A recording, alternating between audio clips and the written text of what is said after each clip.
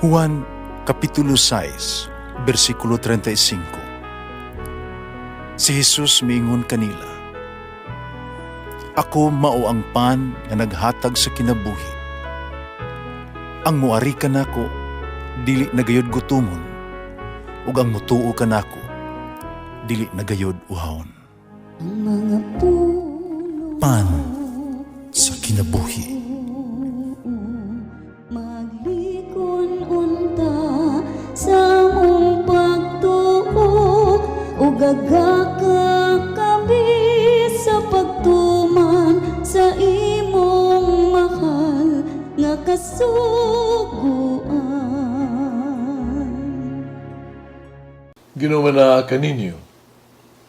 Ang Santos nga Ebanghelyo sumala ni San Mateo. Kanya giduaw ni Jesus ang tanang kalungsuran o kabariyuhan. Nanudlo siya dito sa ilang mga sinagoga, giwali niya ang maayong balita bahin sa paghari sa Dios, giayo niya ang mga tao sa tanan nila mga balatian ug sakit. Gitigom ni Jesus ang iyang napulog duha ka tinun-an, kiyatagan sila gahom, pahingilin sa mga daotang espiritu o pag-ayo sa tanang sakit ug balatian. Atuan ninyo nga nangawala nga makarnero sa nasod sa Israel.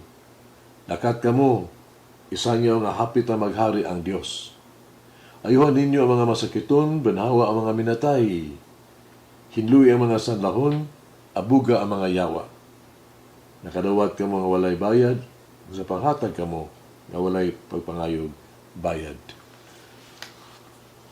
Ang Ebanghelyo sa Ginoo. Pasalamati ang Ginoo kay siya maayo, ang iyang gugma mulungtad hangtod sa kahangturan. Pasalamati ang Dios sa tanang mga Dios, ang iyang gugma malungtaron. Pasalamati ang Ginoo sa mga Ginoo, ang iyang gugma balungtaron.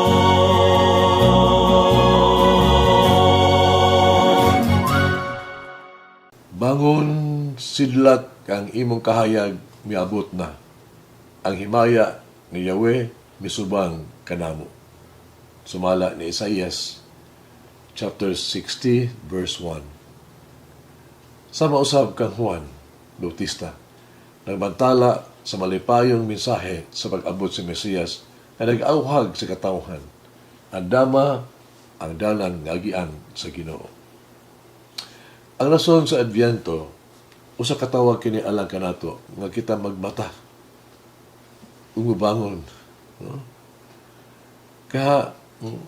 Gikan sa komportable kaayo nga dapit.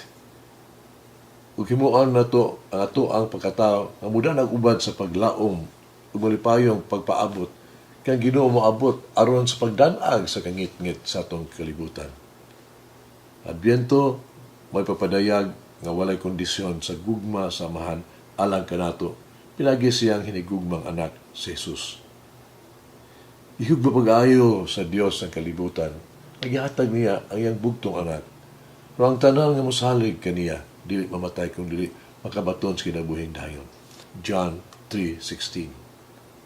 Ebanghelyo karon adlaw nagpadayag kay Jesus, napakita ni Jesus nga nagkinabuhi sa iyang misyon sa pagsangyaw sa mga balita sa gugma sa Dios sa tanang katawhan.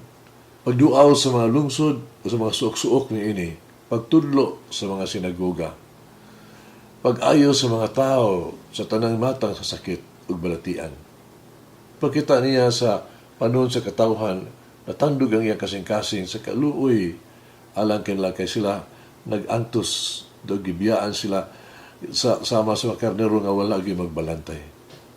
Mingon siya sa iyang mga tinun-an, daghang anihon pan jute raman amang bumuo. Pangutan ang tag-iya sa ani. Mapadala siya mamumuo alang sa iyang ani. Unya, gipadala niya ang iyang mga tinun-an aron ayuhon ang tanang mga balatian ug tanang mga masakiton. Ang mga pulong ni Jesus ngadto sa iyang mga tinunan susama sa gitumong kini kanato karon usab nga nagkonsiderar sa presenting kamatuoran sa atong kinabuhi ning kalibutana.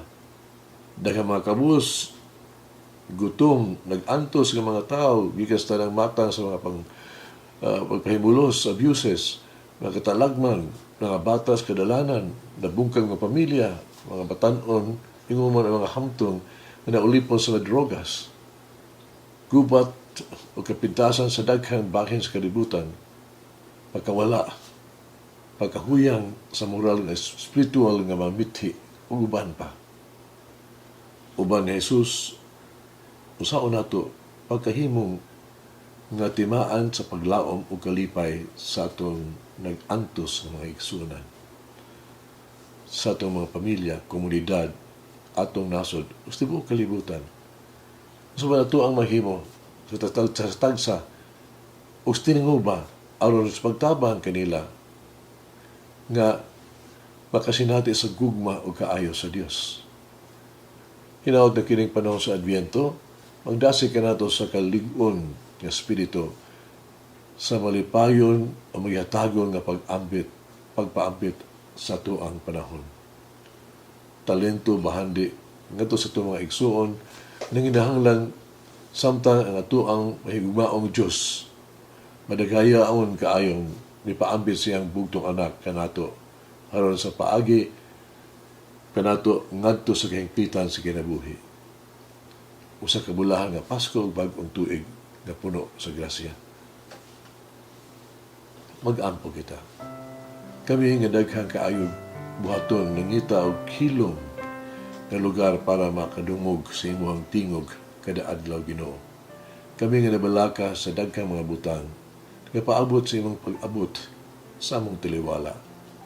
Kami ipanalanginan sa daghang paagi nangandoy sa hingpit nga kalipay sa imong giharian. Kami kansa mga kasing-kasing mabugat nangita sa kalipay sa imong presensya. Kami imong katawhan nga nilakaw sa ngit-ngit apan nangita sa kahayag.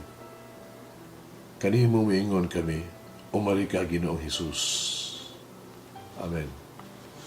O Mary, guide us to follow the voice of the shepherd and walk in the way He reveals to us. Umalangin ang Diyos magagahom sa tanan, Ama, Anak, Espiritu Santo. Amen. May the Lord of the divine mercy bless us all, heal us from all diseases and suffering.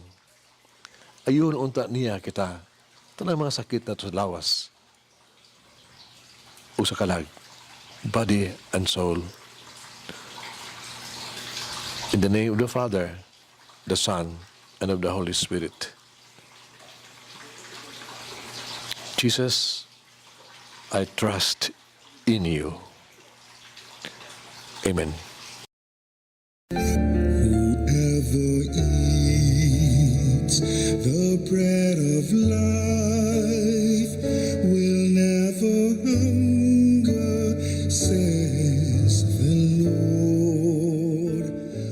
Kay galaan inyong nabati ang pagpaambit ug hamubong pamalandong sa pulong sa Dios pinaagi sa tulumanon pan sa kinabuhi nga gidumala ni Monsignor Daddy Silva. Hangtod na usab sa sunod higayon, daghang salamat. The bread of life.